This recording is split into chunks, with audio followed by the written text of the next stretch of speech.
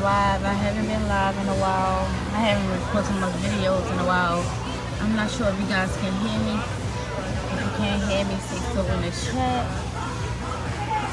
I just wanted to come to you guys and just, first off, I just want to say to you guys that I love you guys. And I appreciate all the people who watch me, whether I'm present, non-present. But just want you guys to know that if I'm not present, then life has got a hold of me. And I'm currently working on not allowing life to get a hold of me, get a hold of my mind and my mental. Excuse me if my eyes are puffy. I was at ILS and crying, yes, getting all them toxins out, cleansing the spirit and everything. So I just want to share something with you guys. I started a YouTube channel because God kept saying, Serena, do a YouTube channel, do a YouTube channel, do a YouTube channel. You need to do a YouTube channel because you like to motivate people, you like to encourage people, you want to see people do great, right? And not only was God saying it, then I had relatives and people saying, go ahead, do your YouTube channel. You're great at it.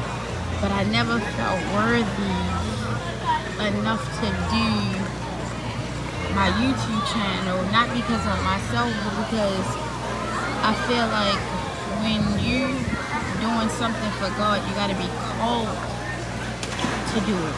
You got to be called to cultivate what God puts in your heart, in your mind, and make sure that it's from Him and not just on your own being, because you don't want to mess no one up. You don't want to ruffle no, I'm not gonna say you don't want to ruffle no feathers, because you know, if you want to change something, then you want to ruffle feathers. But I mean, like, you don't want to say something that's not of God, that God wouldn't have you to say, that could change something that you can't undo. And so I did a YouTube channel because I love people. I love helping people. I love encouraging people. And one thing my aunt always told me was, I said, how come when I'm happy and I'm in the room and everybody loves it, people who know me, this is specifically for people who really know me. And then I said, how come when I come in the room and I'm not happy and everybody is like, what's going on? Why are you not yourself? And she said because you're light. And she said when you come in the room, your light is turned off, and people notice. And I'm like, well, what is this light that people see? What is it? Because I don't see it. And maybe it's not meant for me to fully see it, but to start loving on myself and knowing that God has called me to be a light. God has called each and every one of us to be a light. But many are chosen. And so sometimes I gotta realize that doing the work of God, I gotta look beyond me. Look beyond my circumstances, my situations and stuff. Like, you know, I do different videos highlighting different things that's been done in my life that I like to share with you guys. But like, I want you guys to know me, not what I do, not things that I do, but know me who I am, what am I about, why am I here, what's my purpose in even having a YouTube channel. And I don't do it for the fame, because I hardly even think that I'm even worthy of doing it. I do it because I want to make a change in the world. If I can make one person feel better, then I've done a lot. And I just want to encourage people, one person, if it take me one person at a time, to keep living. Don't give up. And just keep pushing, keep moving, and love yourself. And I'm going to be honest about what I've been through. Far as depression, I got a whole lot of stories that I could tell you guys, but I wouldn't even know where to start. But I just want to say that in me, my authentic form of myself, I'm always going to be real. And sometimes I'm a little bit on the shy side of sharing exactly who I am, because I've been in a space in my life where I've constantly shared it, got hated for it. Because when I share of what I do or what I've done, it's not to say, oh yeah, I've done this and I've done that. It's if I can do it, so can you. You're no better than me. You can do it too. But it don't. I guess maybe it don't always come off like that. But I just want to say, I want you guys to know that I'm here to show you guys that life movement for the love of Jesus it's not just a YouTube channel. I want to create a space and a movement for people, like a family, like something. This is bigger than me, bigger than who I am. And having group sessions where we're sitting and we're talking in a group, and women is encouraging women, and women is encouraging men, and men is encouraging women, and we're encouraging our children, and we're coming together as a whole. That's my dream. I was born January the 15th, 1990. Martin Luther King birthday. It wasn't by chance. God knows what He doing that I was born on January 15th. Just like him, I have a dream too, that I will help change lives all over the world. And I get depressed daily. Excuse me, the airplane is full up. Trying to find my place in that part of the world. So, I decided I'll do a story time. And I know I might be looking away from the cameras because people be staring. You know, when you're talking to your phone, they think you're crazy, even though we're in no tech generation. So I'm just watching my surroundings. But, you know, I've been real, going through it, going through the emotions, trying to figure out who I am. Asking God, who are you calling me to be? And learning that it's already inside me. And I've been worried about my mother. You know, most of you who watch me see that she's in a nursing home. She was with me. But I couldn't take care of her because she needed 24-hour care, and I can't be a mother to my children and also go to work and take care of 24/7. And manage the everyday life. So that's been taking a toll on me. But let me tell you, I learned a lot this weekend. That God is always with me. It was a song they sung that had just been in my heart. And I don't know all the words. She said, if you never left me, you're not going to leave me now. And I'm surrounded. And that touched my heart. To know that I'm surrounded by God. That He surrounds me even when I'm weak. That He surrounds me when I'm depressed. That He surrounds me when I'm not in my right mind. That He surrounds me when I'm doing something I shouldn't do. When I'm saying something that I feel is inappropriate, and I'm being human for a moment. That He surrounds me. And not in judgment, but in love. And never leaving me. Never forsaking me, even if I decide to walk away. And there was this one preacher that, oh my goodness, his name was Paul something. His voice was as if as if he was God's mouthpiece. And when he talked, it was with power. And when he read the scripture, it was just like with power and saying different things, and it like just touch it, like where you had to listen, like, you know, like Mufasa's Simba's father on the Lion King. It's like you just wanted to listen because the voice called you to listen. And the things that he was saying when he was talking about God and how God wants us and he misses us, and how he died for us. They out here talking about, but I don't know if you guys can hear me. I'm gonna keep on going, but I'm just saying that, knowing that God loves us and he wants to come in. Oh, and let me tell y'all this. He said something, oh my goodness, that pierced my heart. He said, where did you leave God?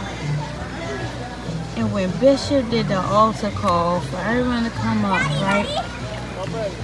And I got there first, I'm standing there, I'm just looking around, you know, looking at the different people. And then I just heard something, you didn't come up here to look. So I closed my eyes and I just kept meditating, where did I leave God? And I had to look back. I don't remember when I got saved. It was like I was born into that thing. But I remember when I left him. I remember when it was on June 20th, 2020. I was up working and making labels for clothes for Life Movement. And I said, I'm going to go to sleep. I said, I'm tired. I would go sleep. And then someone's like, no, just stay up and keep working. And just sleep at like 5 or 6 o'clock in the morning. And so I wasn't asleep long. I had a dream of the world coming to the end, and God was lifted up in the air. He lifted his hands up in the air, and the cars were circling around. And when the cars were circling around, he said, do I have your attention now? And then the dream transitioned from that dream to me getting off the bus, which is crazy because I have a car, me getting off the bus and running, and then these black funnels was in the air. There was a whole bunch of funnels in the air. And then I just felt my spirit descend into peace. And then I got a call that my father had died. Now, when my son died, my son passed away December the 24th, 2008. And when he died, I already knew God, knew Jesus Christ, I already believed in him, but I didn't have a relationship with him. And I think when my son died, I kind of got a better relationship with God. I still asked why. So it wasn't, oh, like let's just go ahead and let's just go on with God. It wasn't like that. It was, I needed something. He was the something that I found. But it was like around the time my father didn't die from COVID. He died from a heart attack, and he had fat in his blood, and like he had all these health issues, and he was stressed. So that's for all you people who stress. Either you decide that you die now, or you decide to let it go and figure it out ways. I'm not stressed because whatever's gonna be, it's gonna be. And God was blessing me during COVID. Like, I mean, like supernatural blessings. Like I spent more money in my life during COVID than I've ever spent in my life, which I shouldn't have. I should have saved it. Bless me. House. Bless me. Car. Bless me. Trips. Blessing me. Buying things that we needed without having to guess, think, or answer, just buying it. Bless me. Bless me with my book came out, and we were doing pop-up shops, and I was investing in so many people. I don't mean money. I mean investing love and just welcoming people and us doing pop-up shops together, becoming a family. And it was like my dream was coming to fruition. And everything was just so great.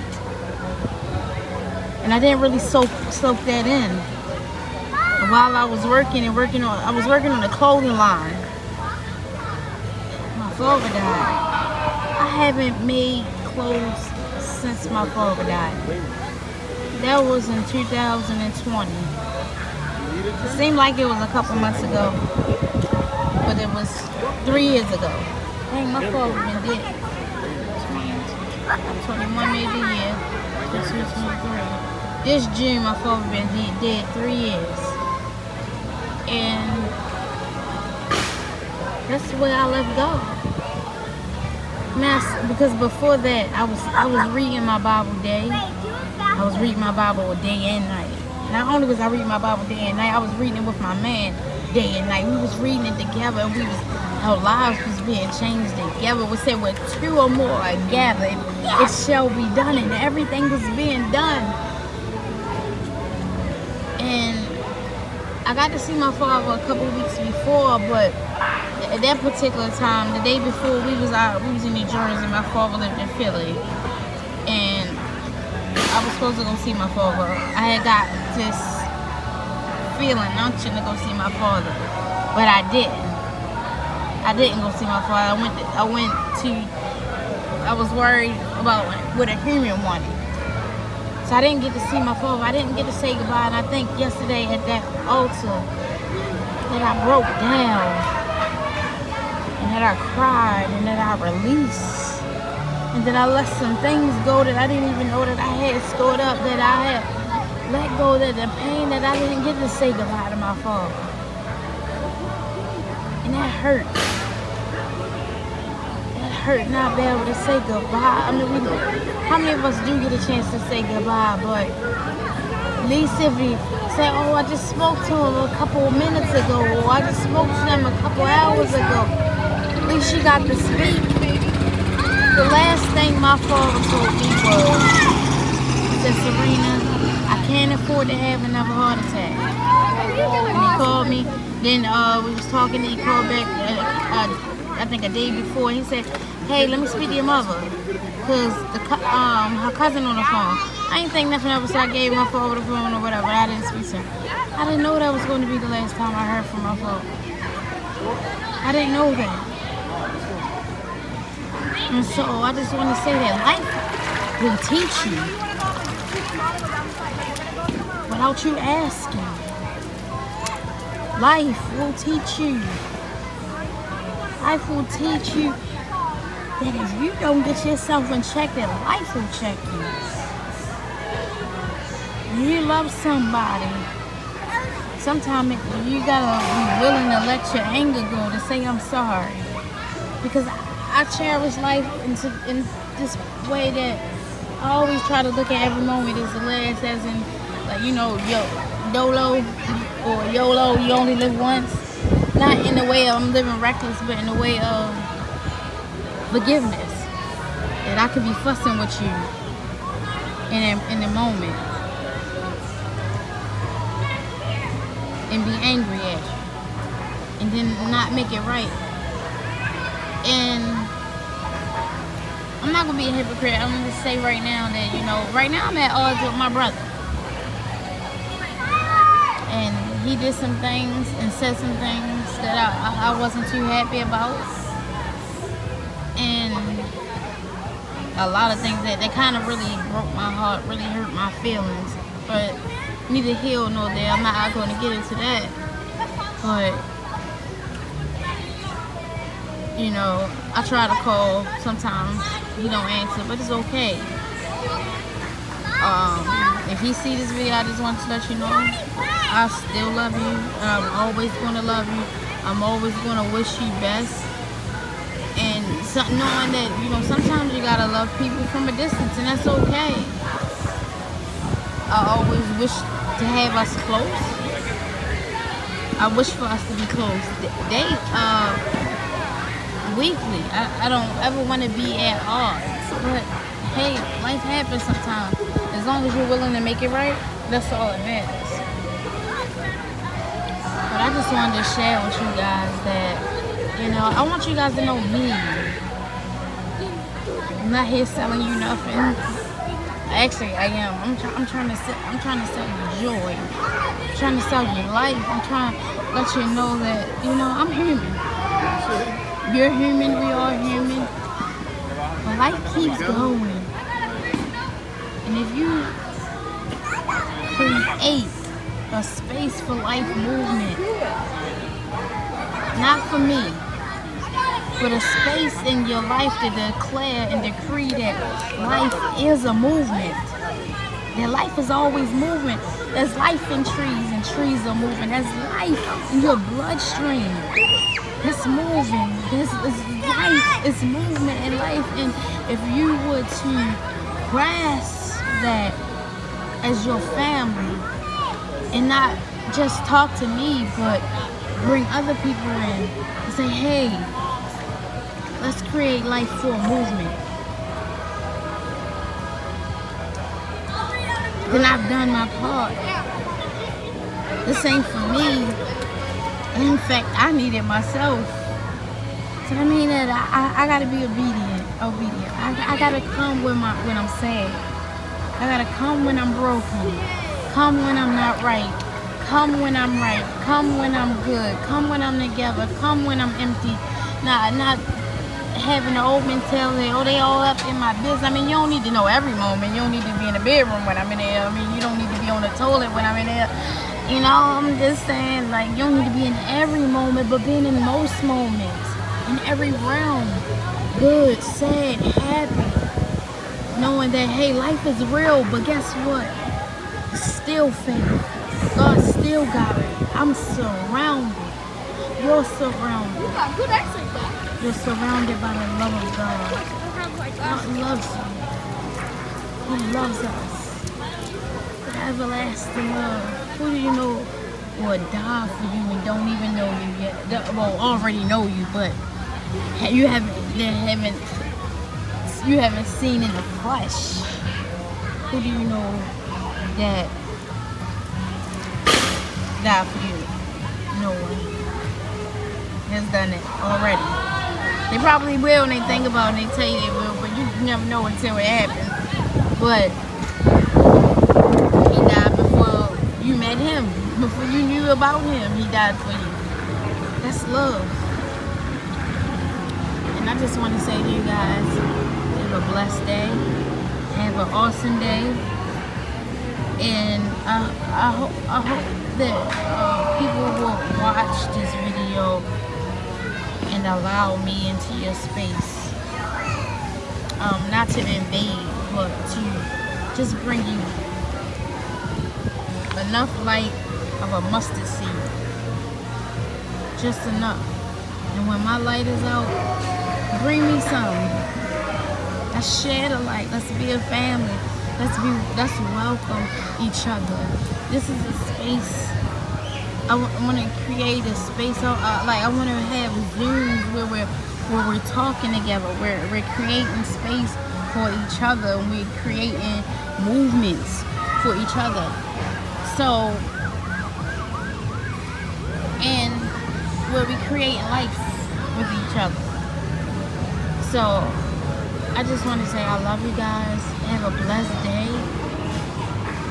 Thank you for being a part of the movement. I want to thank you for being a part of it.